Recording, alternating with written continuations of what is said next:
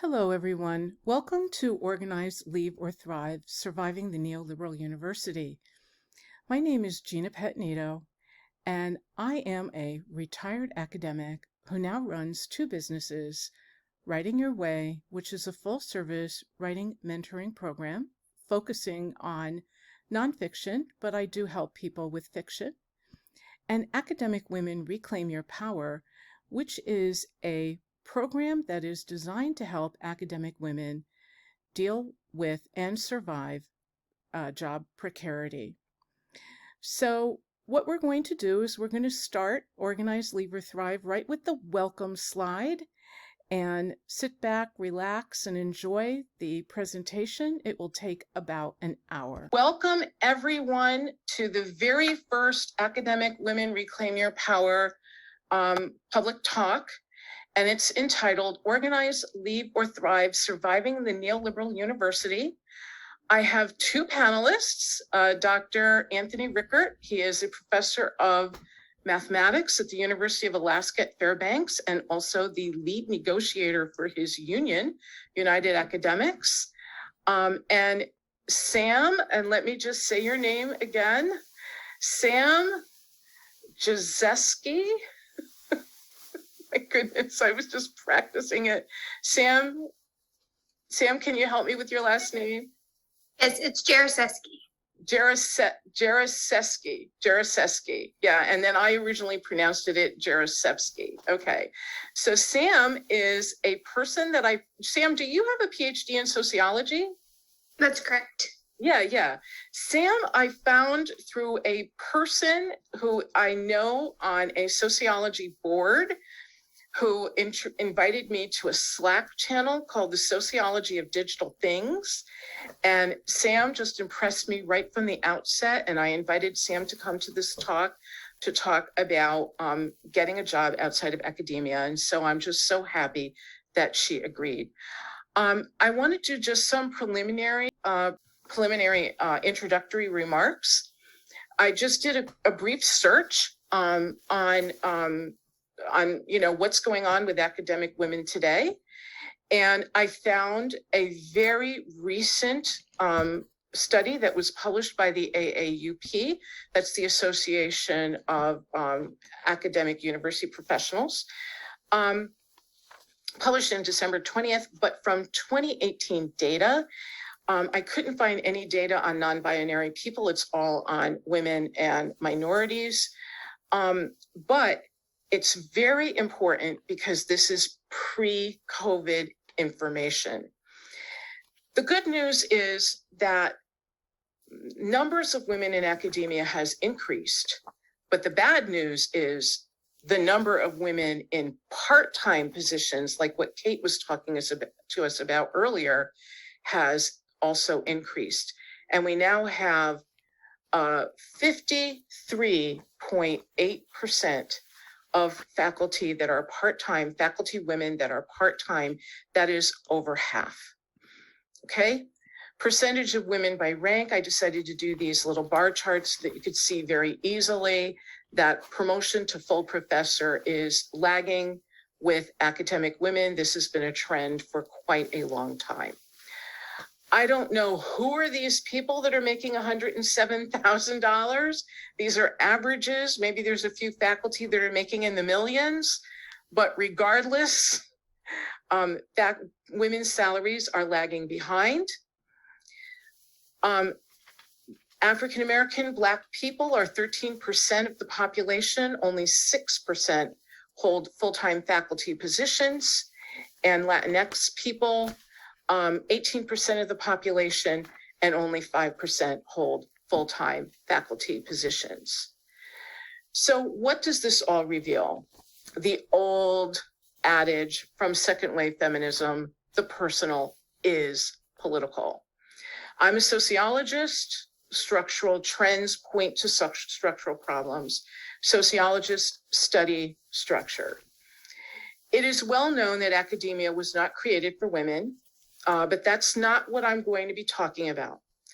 What I'm going to be talking about is the new problem that has no name, job market precarity. Now, maybe there's another name for it, but that's the name that I've given it right now. Individual women may experience job market precarity personally, but their personal troubles are intertwined with larger scale historical forces. And one of the things that I would love to eliminate from the lexicon is the concept, the failed academic. Because the failed academic puts the blame onto the person. But what we are seeing is that the blame falls on the structure. So to learn more about these, I would like to turn to Dr. Anthony Rickert, who's going to discuss the emergence of the neoliberal university and how it is impacting job market precarity.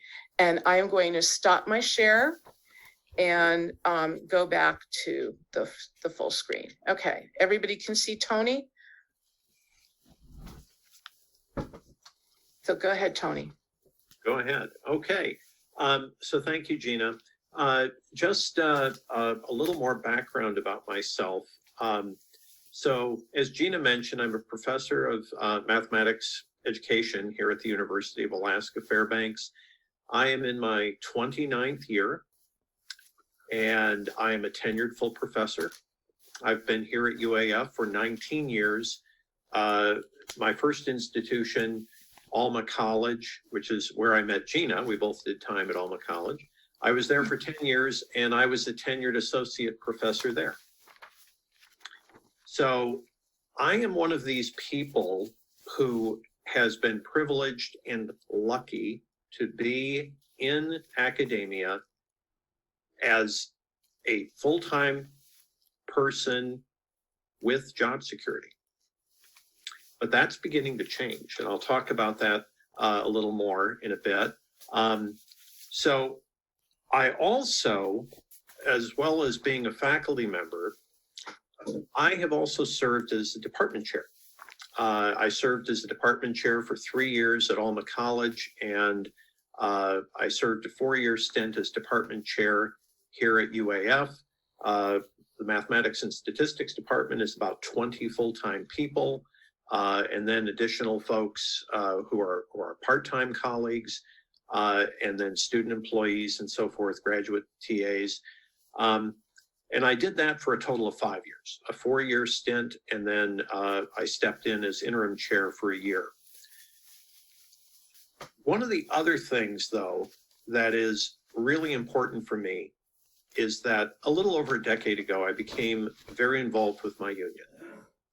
And I became involved with my union because as I was in academia longer, I began to understand some of the things that were happening around me and were impacting me and my other colleagues. And frankly, a lot of full-time faculty, especially full-time faculty who are tenured, have basically sat on our hands and allowed some things to happen that shouldn't. Now, these are big forces, and what I'll try to do is sketch out that the neoliberal university is very real. And I'll sketch out some background as to one way of understanding how it's emerged. And one of the things I'll also, maybe later in our time together, is talk about how my institution, the University of Alaska Fairbanks in particular, which is the flagship research campus of the University of Alaska system, is an excellent example of the neoliberal university. Okay, so folks here, probably many or maybe everybody else knows this better than me. This is not my area, but as someone who's become very involved in my union and has participated in professional development and worked with very interesting people in union organizing and professional development for union negotiation, one way of thinking about where the neoliberal university that we have now, where this has come from, is to first recognize that liberalism, this idea of recognizing how liberty and consent of the governed, equality, free enterprise, all these important things about the American society and our socioeconomic system, at one point, and for a very long time in this country, the government, the public sector, was viewed as a very important and proactive player in the public good. And there's lots of examples of this. We could think of all kinds of examples where the government was an active player in promoting important socioeconomic values that I just mentioned. You can think of the New Deal with FDR. You can think about all the social and economic issues there. We can also think about, for example, things that came after the New Deal. The interstate highway system, okay, under the Eisenhower administration. It wasn't all under Democrats. We also had things like unions were strengthened. And we also had, the Great Society. And then even in the 70s, Richard Nixon was behind the founding of the EPA. And of course, President Carter with the US Department of Education. These are all examples of the government, and in these cases, primarily the federal government, playing an active role in our society. And they also played an active role in universities. And of course, in the late 50s to late 60s, one good example of this is Clark Kerr, who was the president of the University of California system. He was a former chancellor at UC Berkeley. The university was an important player in what the American Association of University Professors has called the public good or the common good.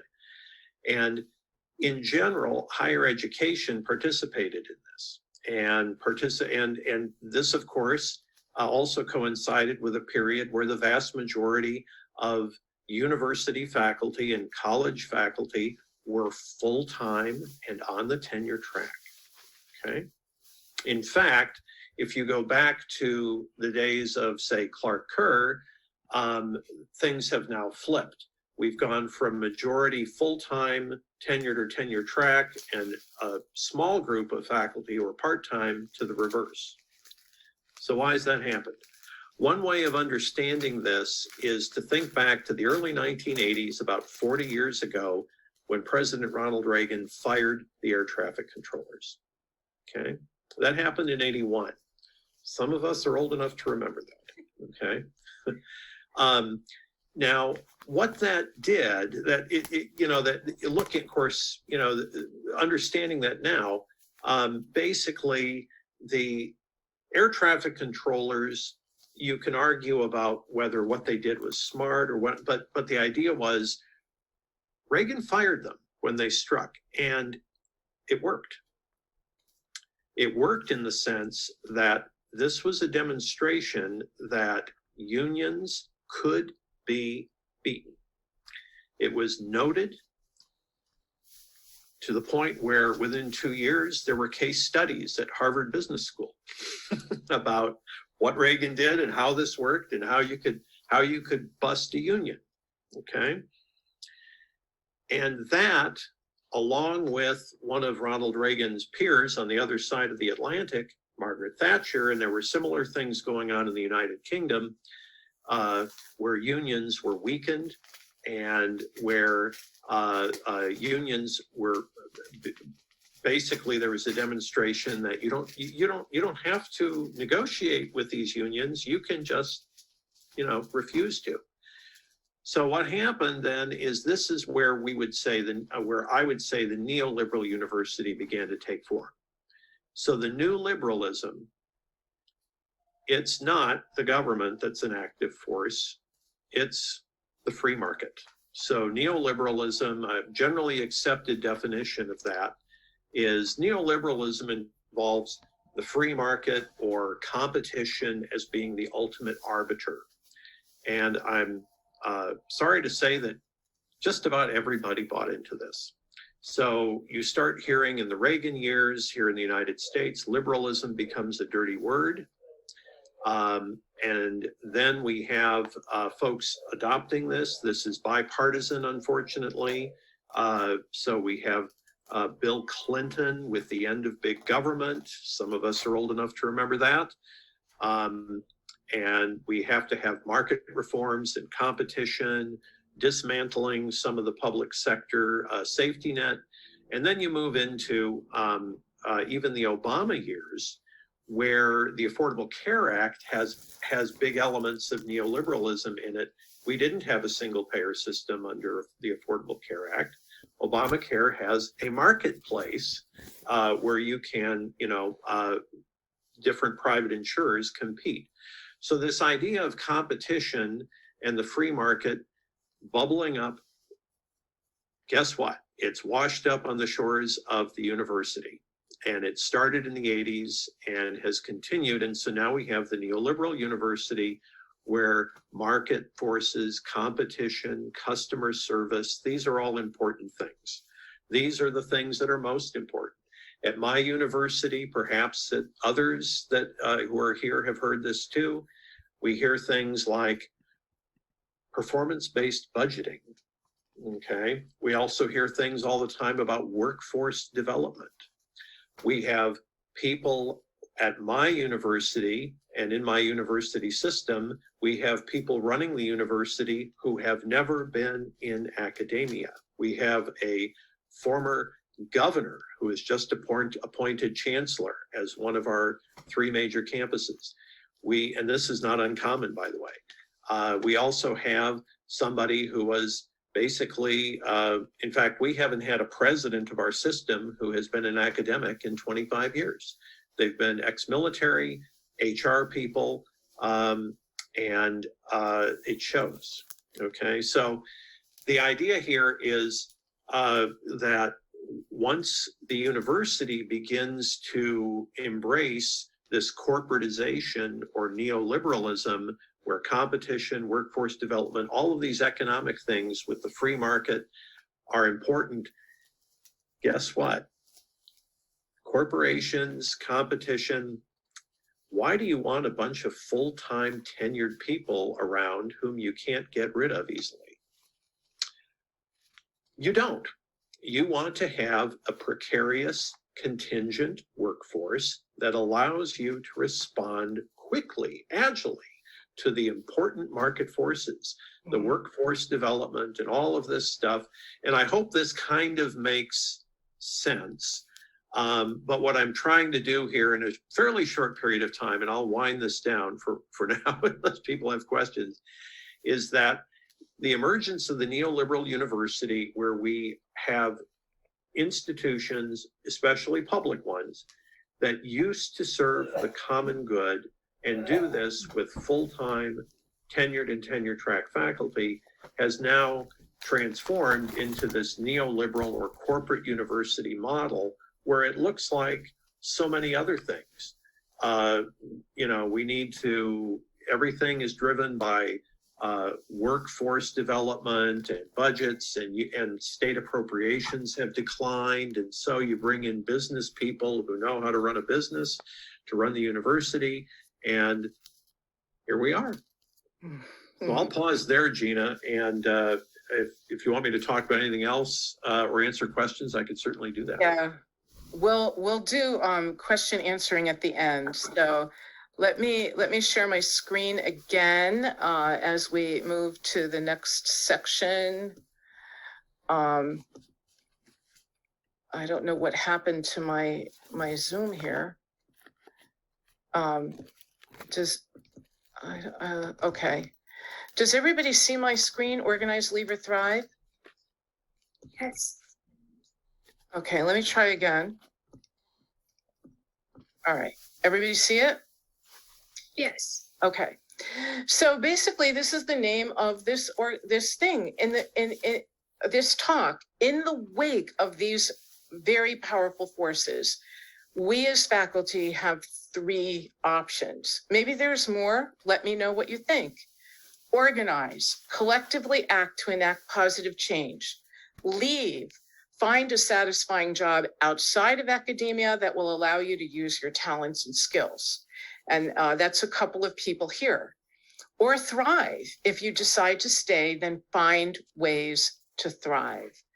So now what we're going to do is we're going to turn to Sam, who's going to enlighten us about her move outside of academia. And so I'm going to stop my share and go for it, Sam. Thank you. Okay. Let's see. So you're seeing my screen. Yep. Very nice. At the same time. Okay. I have two monitors here, so I'll be facing away from you, but you have my full attention. All right.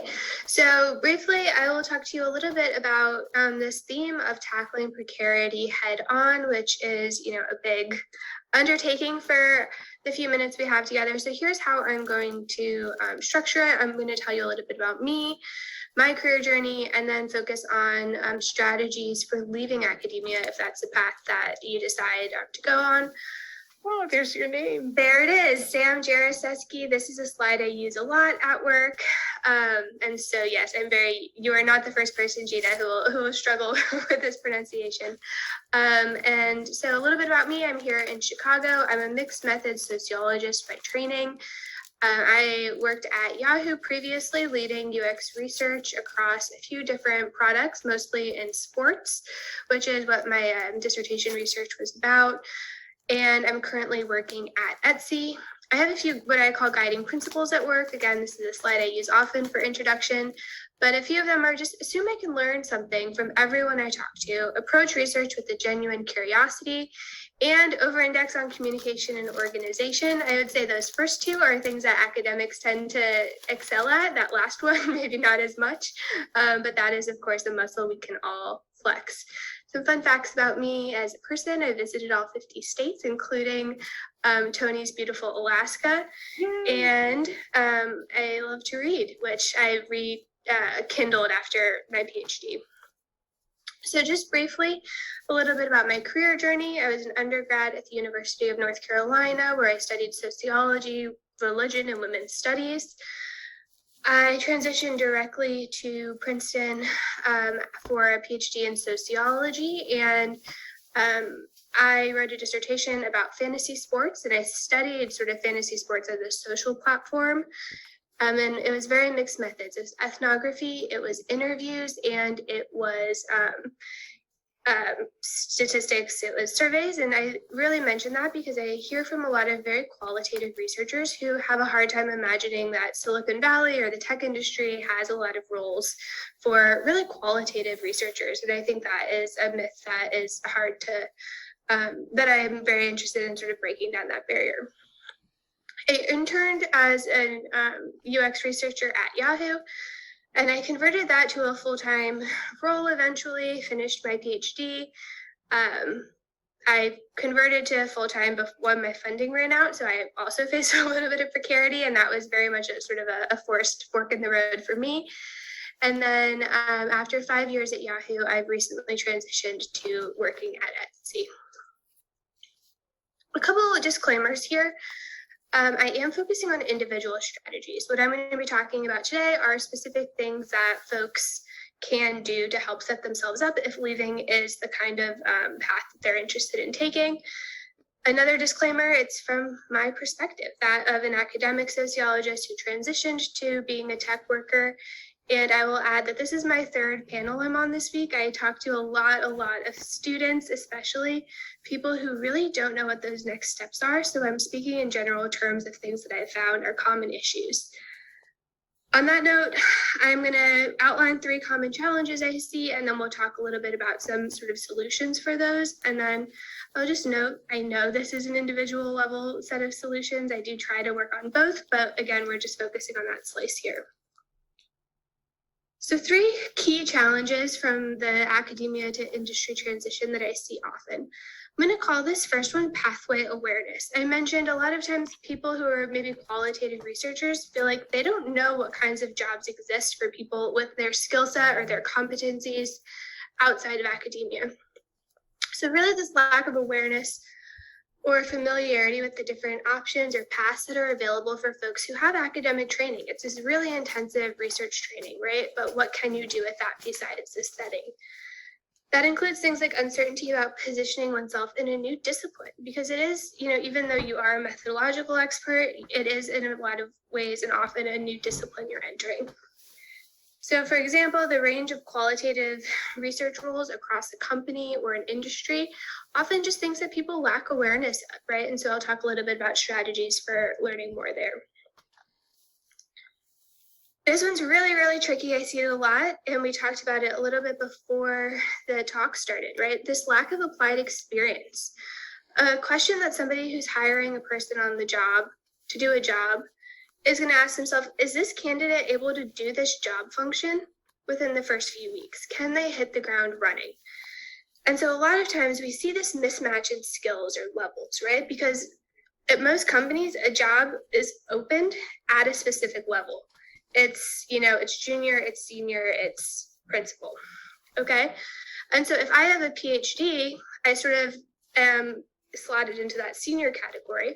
But if I've never done this job before, I actually can't hit the ground running. I have to learn how to do the job, the core functions, figure out who I need to talk to and how I need to do this work. And that actually makes you entry level. And so that gap between your qualifications and your experience makes it very, very hard to hire folks who have a lot of credentials but don't have applied experience. So this is sort of like, can this person walk the walk? And then third, we'll talk a little bit about miscommunication as a challenge in this transition, which is really making your academic skills and your experience legible to the hiring audience, right? How are you able to translate what you've done, what you've learned, what you've impacted into a language that resonates with I lost a word here, but the audience. And then advice that I always feel a little bad giving, but academics, be briefer.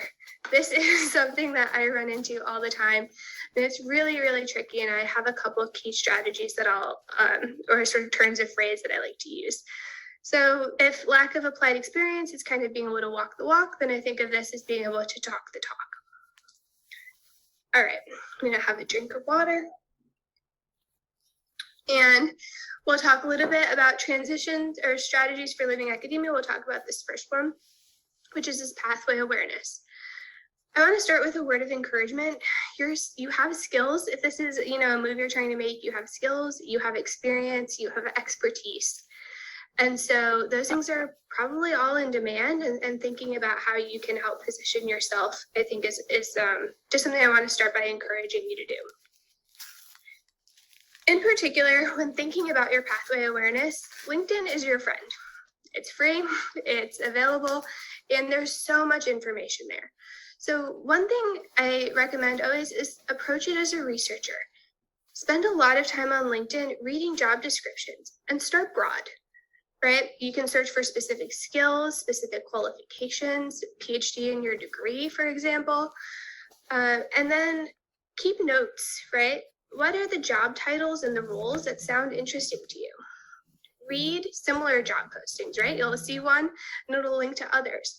And once you've narrowed down the roles that you feel most qualified for or interested in, then you can sort of develop a deeper understanding of what that role looks like. You can start to think, okay, who are the people in this role? What are the qualifications they have, etc. And the most important, you can see what skills are listed as essential for that job function. Right, and that will really help you sort of focus where you're investing in yourself to sort of be an ideal candidate for jobs like those. If you're in a university setting, do you have a career center, right? What career databases do they have? Is this a way that you could either look for part-time or sort of some sort of role that helps you develop a set of skills that's maybe tied to your university? Do they have opportunities specifically around networking or panels or guest speakers that may help you learn about different roles, right? If this is something that you're really in the information gathering stage of different roles, they could be a helpful resource for you. As well as if they have anything that can help you identify your specific aptitudes or, again, ways of talking about the skills that you do have. And then last but not least, when you're thinking about learning different career options, check out your local meetups. I don't know exactly if, are they in person right now? Because of COVID, I'm not 100% sure. But when I moved here to Chicago, I attended the Chicago UX meetup. women in data and analytics, and sports and tech. And those are three very different types of meetups, but all of them advertise jobs. All of them were ways to hear about local companies and businesses, and not necessarily big ones, but really small ones, to really sort of get a sense for what was going on in that space. It's also just kind of fun, I thought. Okay. So once you have a little bit of information about the types of roles that are available, you might feel like, oh shoot, now I know about these jobs that I'm still not sure that I'm qualified for, right? That is sort of this next step we'll talk about, which is the lack of applied experience. This is a structural problem. A lot of times faculty do not encourage, or they actively discourage students from thinking about non-academic jobs, which I think is very outdated, especially given the state of the job market, right? And so thinking about how we can encourage folks to explore their options is super important. But it's easiest for students. So I know that some grad students may be watching this either now or later on the recording. I will always say this is my number one piece of advice. If you are a student, intern. Doesn't mean you're married to leaving academia, but it gives you the best off-ramp option. It's really important because, again, it helps solve that experience mismatch in a setting that is set up to train students for this kind of work. And then if you're sort of interning isn't an option for you, or you haven't interned, you can really think about reframing your existing work as projects. All of us have worked on projects. Who are your stakeholders? What skills did you demonstrate while executing this project? What's the impact of the analysis you did? Who did you collaborate with? Right? And I think that's something really helpful to think about. For me, one thing that was surprising is academia is really like, you're just going out in the woods thinking, whereas most other jobs are team sports. And so it's really, really important to think about who this impacts, who it affects, but also who your partners were in this process. Did you have a research assistant you managed? Did you sort of manage data collection or analysis in an innovative way? So really capitalizing on that as something that you did because you did. And then really being creative about opportunities to perform those key functions of the role we talked about that you learned about from LinkedIn.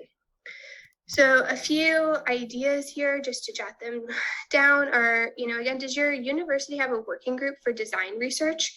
That could be a really interesting way for folks looking to get into, for example, the tech space that I work in is really product focused.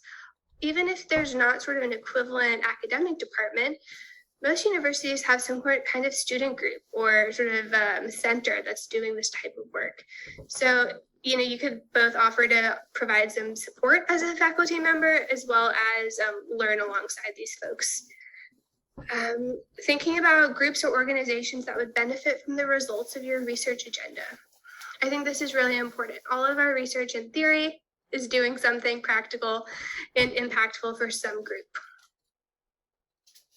Are there local groups, or sort of maybe not even necessarily local now that we have sort of all adjusted to Zoom life? Is there a way that you're able to reach out to those groups and say like, hey, I did this project. I'm an expert in this space. Any interest in, I can give a talk, I could workshop, I could do something, right? Be really creative about how you could just get some reps under your belt for actually having done the type of work that you're interested in doing. And I on principle, think that faculty should be doing this, whether or not they're trying to leave their jobs. All right. And then last but not least, we'll talk a little bit about miscommunication in particular, right? So in terms of the strategies for leaving academia, the strategy here is really optimizing that communication. So overhauling your resume and LinkedIn, I would say if leaving is something you're on your mind, these are non-negotiable. Go back to your notes on that LinkedIn post and use those keywords and phrases from job descriptions as ways to sort of post how you talk about yourself. Focus on specific skills and experience needed for the roles you're looking for. Most roles aren't for generalists, right? And so really being more specific. Another thing I've noted, and I think can be tricky for folks, is you're probably, as a researcher looking for tech roles, for example, your contribution is going to be as a methodological expert not as a substantive expert, right? And so you want to focus not on like what your dissertation was about, but how you did it and why, right? And so you're sort of leaning into that. And then also, don't just write the words that you've read, but really internalize that language of the role you aspire to. Because I've seen, especially being on hiring panels or watching academics interview for things, I know as a person in the room with a PhD what they're trying to explain, but I can also speak both of those languages, and I see where there's that mismatch, right? Where people are saying that they can do something, but the audience might not hear it because they have a different language for it. So some strategies here: listening to talks or workshops given by professionals in your field or your aspiring field. Read their articles. That doesn't just mean journal articles, it means blog posts. It might be Twitter. It might be however it is, that whatever venue this is that people in your field or your aspirational field are talking.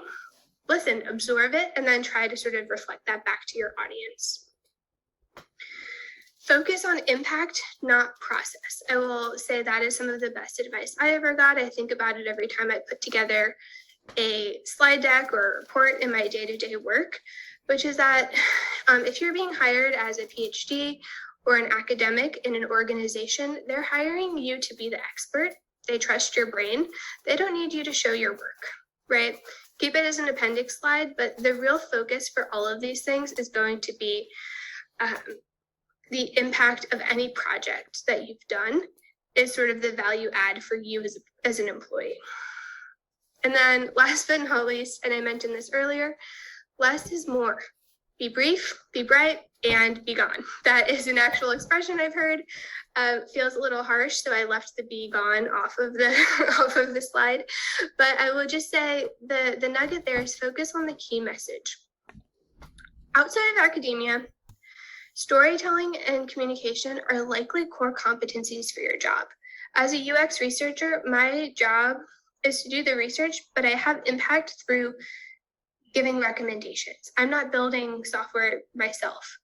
I need to convey this in communicate it in a way that encourages other people to get things done. And so you're probably being evaluated on your proficiency as a speaker, as a storyteller, as somebody who can make an argument in a compelling way without feeling like you're arguing. And so really practice being concise and clear. One of my favorite sort of concrete verbal tricks is give like a 2-sentence, 3-sentence summary of something. That could be your whole dissertation. Don't give people a long summary of your dissertation project, for example. And then say, is there something in there you'd like me to expand upon? Is there anything from there that I could speak more to? And that really gives your audience the opportunity to let you shine, right? To help guide you to focus and expand on the areas that they need to know more about so that you can be successful. And so I think that's a really helpful one that I've sort of developed, again, after talking to many grad students who are like, oh no, we're 20 minutes into our 30-minute call and I'm just in chapter 3 of your dissertation summary, which is just kind of how that goes. So anyway, those are the 3 things that I wanted to focus on in terms of strategies, which were, again, this pathway awareness, the lack of applied experience, and communication-specific strategies. And that is what I have for you today. So I will wrap it up, and I look forward to any questions that may come up.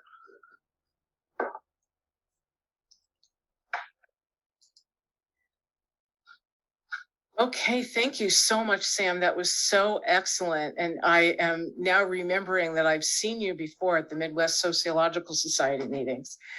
So now we're going to do organized. Tony, if you could try to keep it a little bit brief because we're running a little bit out of time, but please let us hear what you have to say about organizing.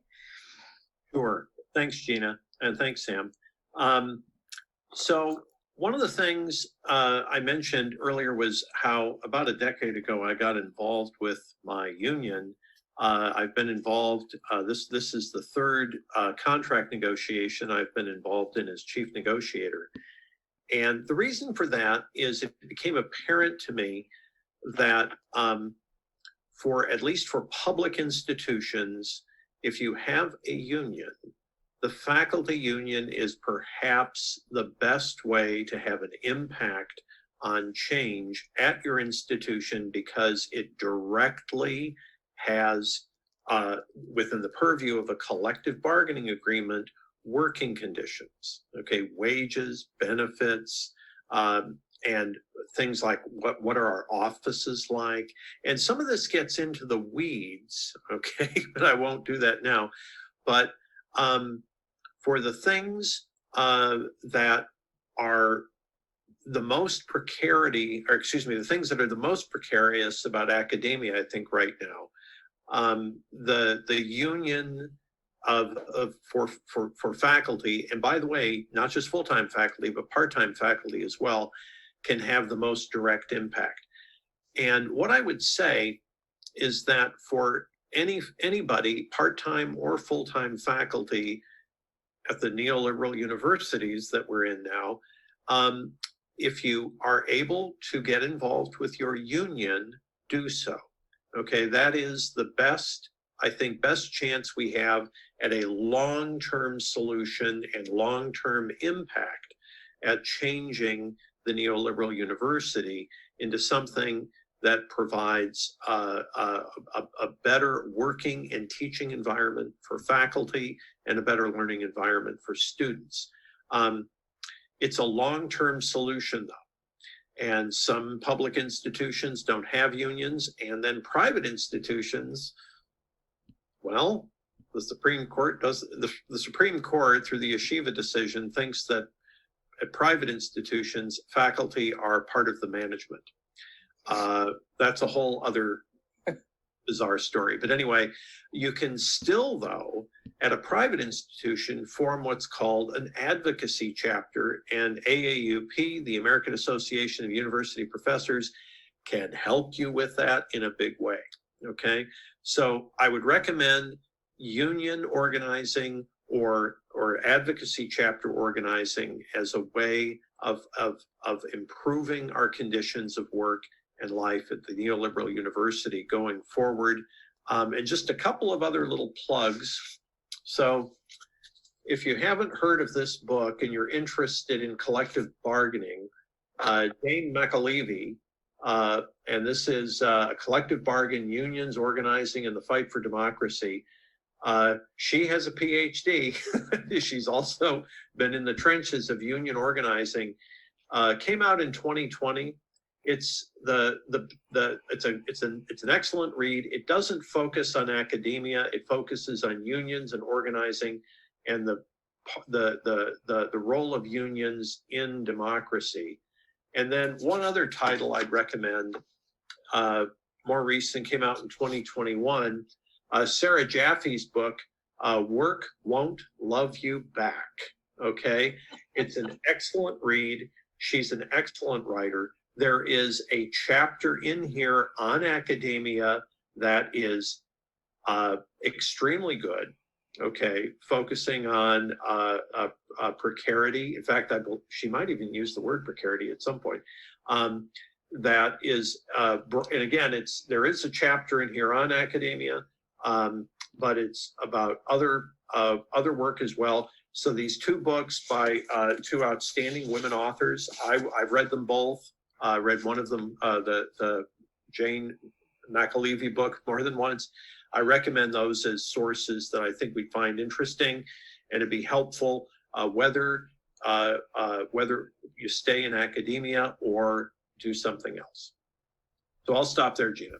Hey, thank you so much, Tony, for that interesting information. I also would like to welcome Maureen Milyoko to our group here, who was the union president at Western Illinois University when I was there. So we'll have a discussion later. Let me just get my presentation up. And I am now going to talk about Thrive. And I'm going to try to make it as quickly as I can. I was working on it to try to make it be 10 minutes or less. Okay, so I'm going to be talking about Thrive.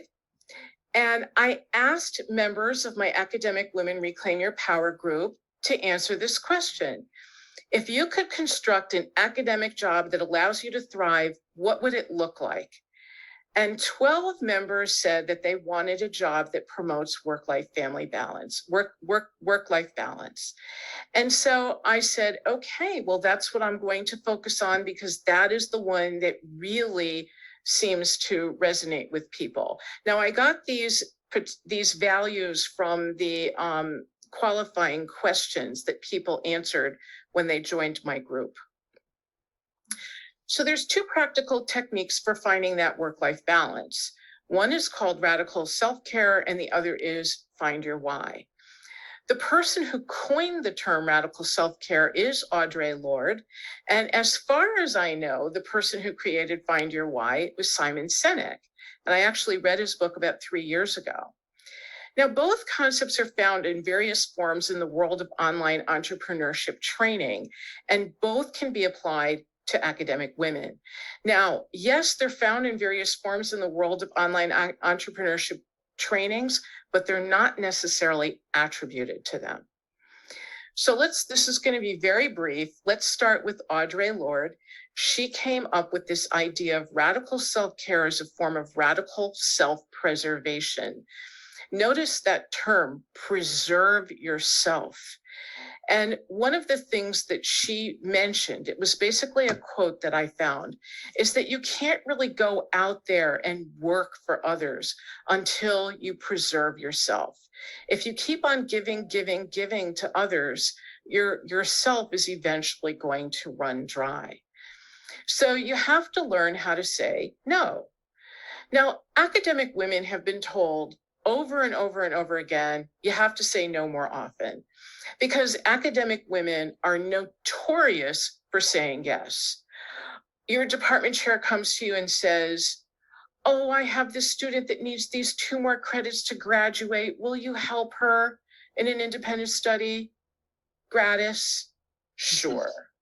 My client, my colleague just had a heart attack. He can't finish his class. Could you take it over? Gratis? Sure. Oh, I need a methodologist to help me with this grant work. Could you join us? Gratis? Sure. Right? You have to learn to say no, but saying no is easier said than done. And that's where finding your why comes in. Your why is your purpose, cause, or belief that moves you forward. And 4 years ago, I went through a 4-hour process where I found my why. We were all studying Simon Sinek's work. And what I came up with was essentially my intrinsic why. And so when I started studying under Marisa Murgatroyd, who is a course creator guru who several of us here know, I was really taken with her 3 facets of why. The altruistic why. Who do you serve? Who is your work benefiting? Your selfish why. Why are you working? To get money, to get prestige, to get networks? And your intrinsic why. What excites you? What makes you really, really happy? And so when you nail down all of these whys, you can then help chart your life course, and you can help learn to say no. So the poll leader in my Facebook group right now is both my personal family life and my work life are so demanding that I can't find a balance between them. Well, clearly, if you can't find a balance between them, something has to give. So your why can help you decide what you can say yes or no to. But your why helps you find that balance with intention and purpose. Okay? It helps you say yes or no with intention. And this is the difference between just, oh, I just can't take on anything anymore. No, I'm sorry, right?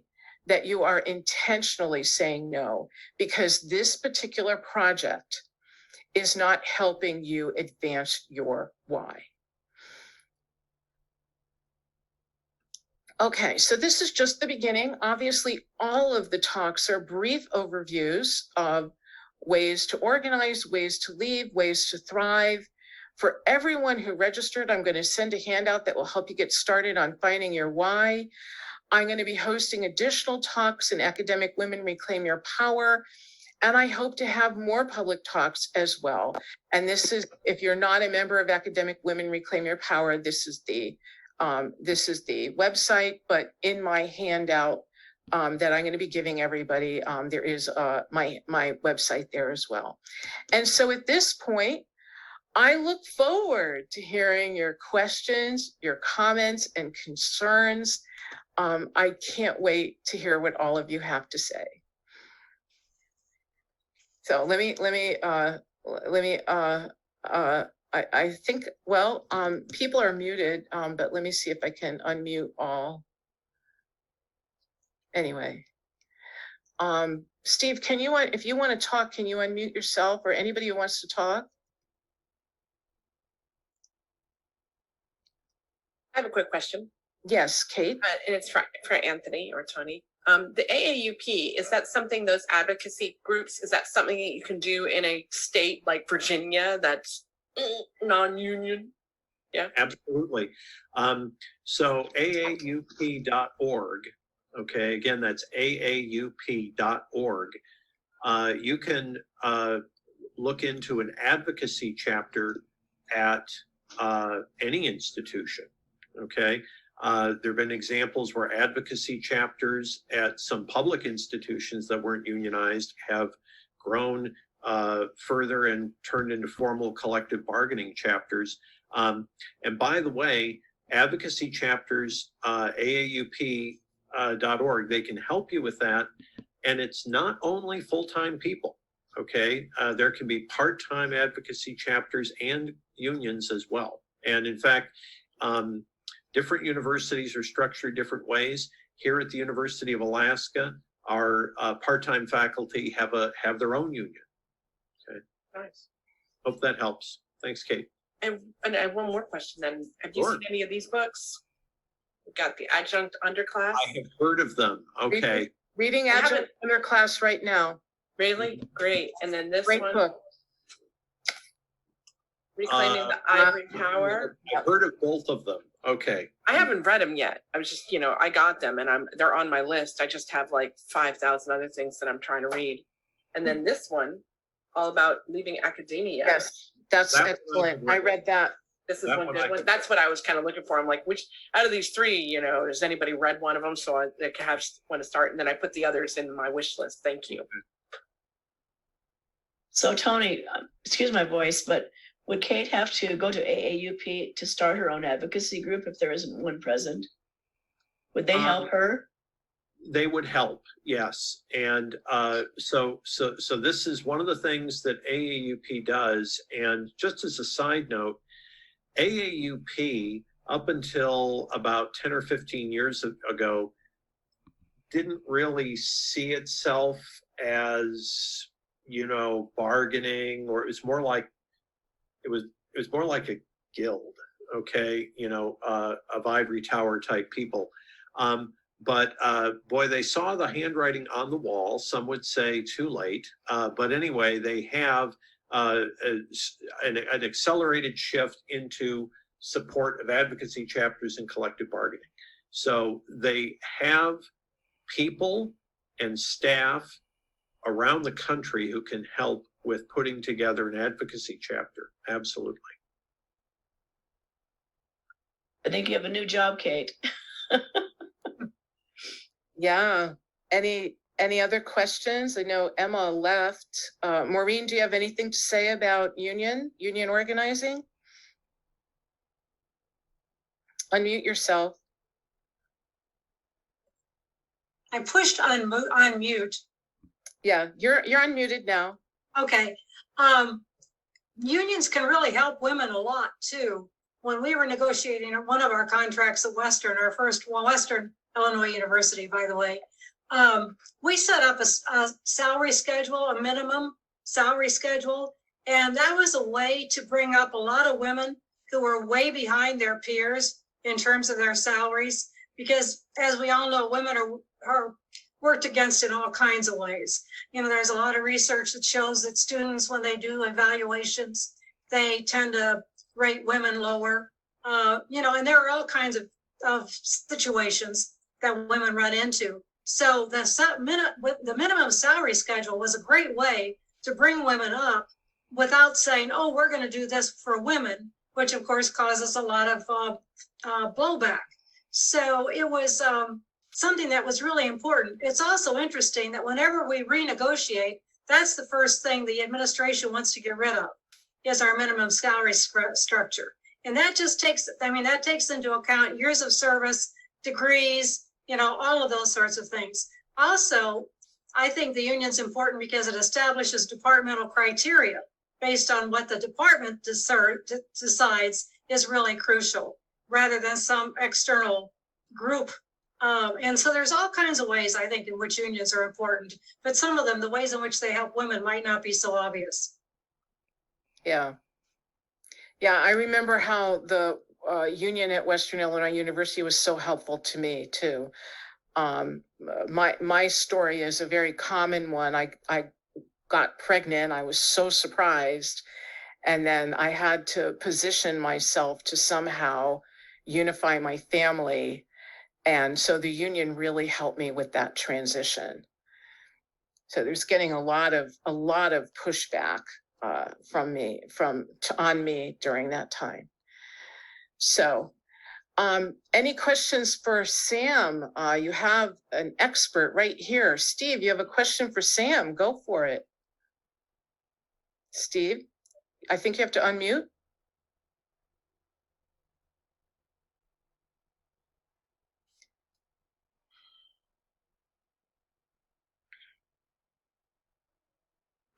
Steve, we can't hear you. Easiest question I've ever gotten. I think it's his earpieces. Try again. Can you hear me now? Yes, we can hear you. Damn headphone. So, Sam, I guess my general question was, you've obviously made the decision to bail out of academia. So, I guess what was your logic behind that, and are you happy that you made the right decision? Sure, great question. Like I mentioned, I interned early, and one downside to the industry is also precarious. So I signed a contract. I proposed an internship project that was going to be sort of a data collection, very academic focused at what used to be called Yahoo Labs. And that is who hired me. And so it was very much an academic group full of PhDs. That team got laid off between the time that I signed my internship contract and got there. So yep. I was sort of free labor. Does anybody want a sociologist of religion? And at a tech company, the answer to that was largely no. No, the data science team didn't know what to do with me. There was a lot of sort of uncertainty about what this person could do. And I'm really fortunate that I landed on the UX team. I was able to sort of do the project that became the basis of my dissertation work, but learn this field on the job. Okay.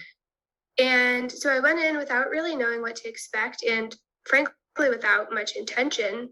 And I realized that the things that I really valued about academia were still the case. People were mentoring students, they were teaching, they were publishing, right, in this role. But I was experiencing things that felt really valuable to me. My work-life balance was a lot better. I felt valued as a team member. Research had a really strong voice at the table when it came to product decisions or other decisions that were being made. I wrote a paper that is really important to me about how we think about collecting data about people's gender, especially if they're non-binary, in industry-based surveys, right? And so I was doing this kind of work that felt both fast, fulfilling, and impactful in ways that I wasn't actually, scratching those itches in grad school. And so from there, it was a really natural progression for me to sort of extend my relationship with this team. And like I said, I sort of snowballed it into a full-time role. So yeah, I haven't really looked back at all.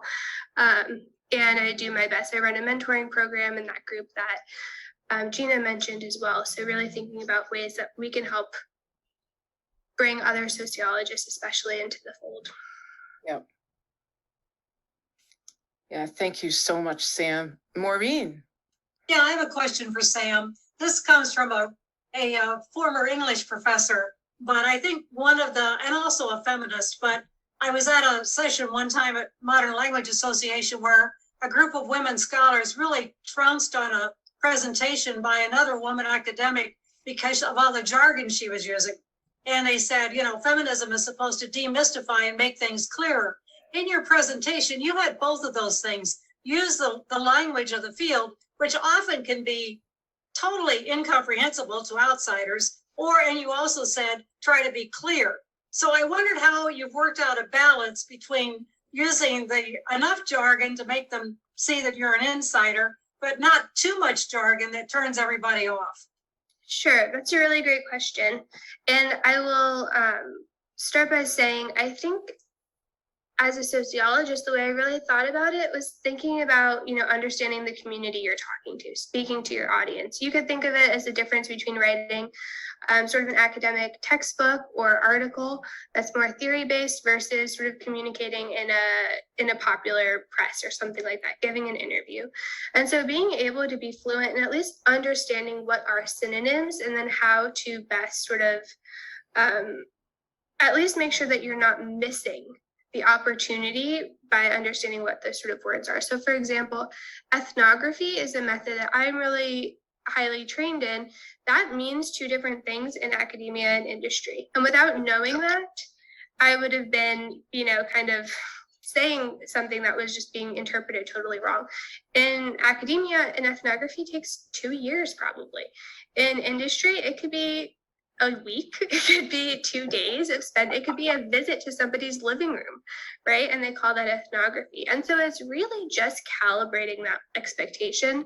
I think, again, it's once you're in there, I was able to push back and say, hey, what you're doing in an afternoon is not an ethnography.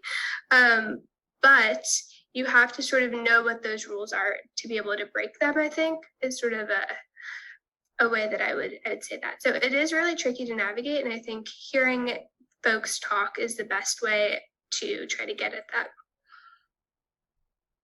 I don't know if that fully answers the question. It's a tricky one. Yeah, it is tricky.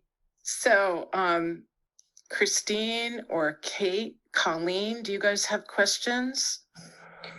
I don't really have any specific question, but just, Sam, your presentation was answered all these questions I've been having because I've been kind of interested in UX research. And I'm having those issues with realizing that I do have the experience and skills, but we call them different things because I have a PhD in linguistics. So I think I do actually have experience with ethnographic methods, but I've never called them that before. And so I'm kind of dealing with that right now and teasing apart different ways to present this in my resume, without sounding like I'm trying to throw in all of these words that I know they use in UX, but I want to throw in enough of them so it looks like I know what I'm talking about. It's kind of challenging. Yeah, I would say really leaning into that keywords approach. The way that an interview process works at most companies is you aren't actually talking to the team that will hire you first. You're talking to a recruiter. And the recruiter is somebody who is generally screening for specific things. And so that's who you do actually want to throw all of those buzzwords in, as long as they're true, right? Because you have to pass that first sort of screen in order to then talk to a researcher, somebody who actually does know how to do this day-to-day job. And then you're able to sort of make the more compelling case. So that's another case to Maureen's point, where having those words, it's really tricky. And even though they do feel like jargon, again, if you're applying for a job there, they expect that you are able to speak this language and do this work because, that's what you're applying to be able to do. Right. That's great advice. Thank you.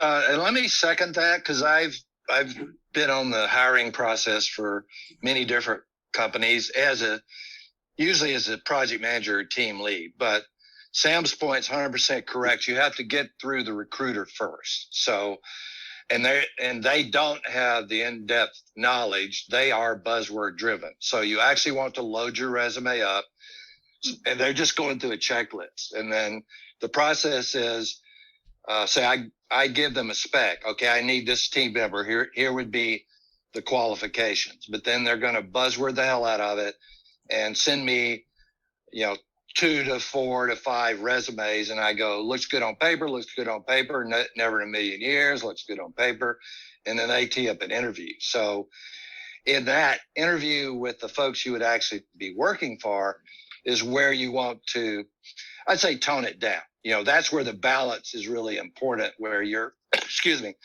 you're communicating effectively and you're letting the people that are interviewing you know what you're talking about, but it doesn't come across that you're just trying to snow them or overwhelm them.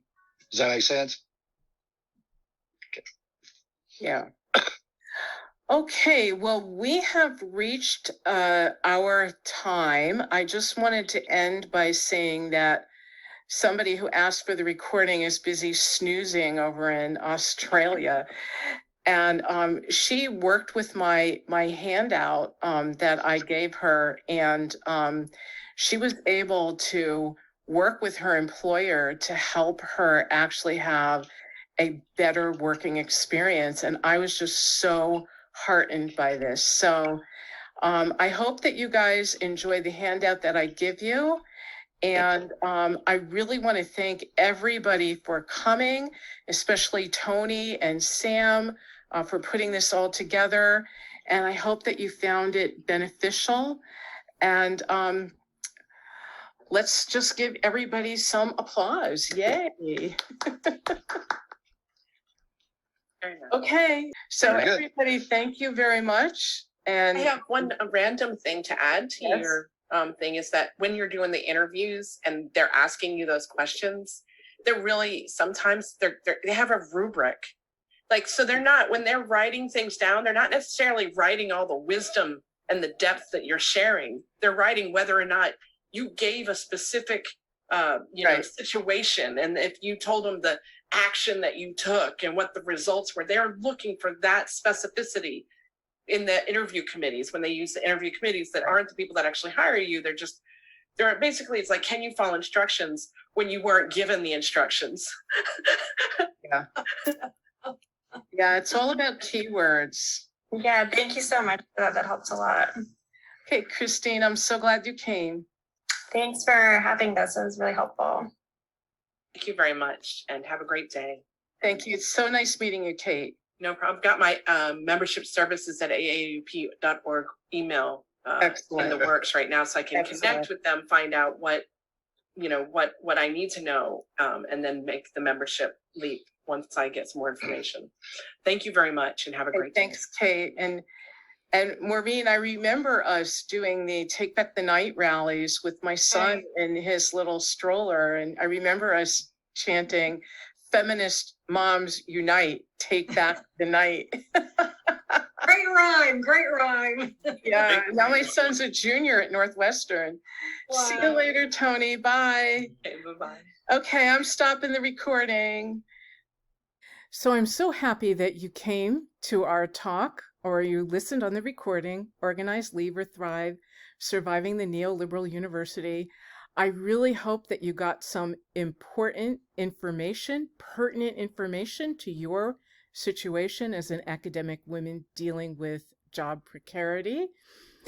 If you want to know any more, go to my Facebook group, Academic Women Reclaim Your Power, or send me an email. That's my name, G, and my last name, Pettinito, gpettinito, @gmail.com. I'd be so happy to hear from you. Thanks so much, and bye-bye.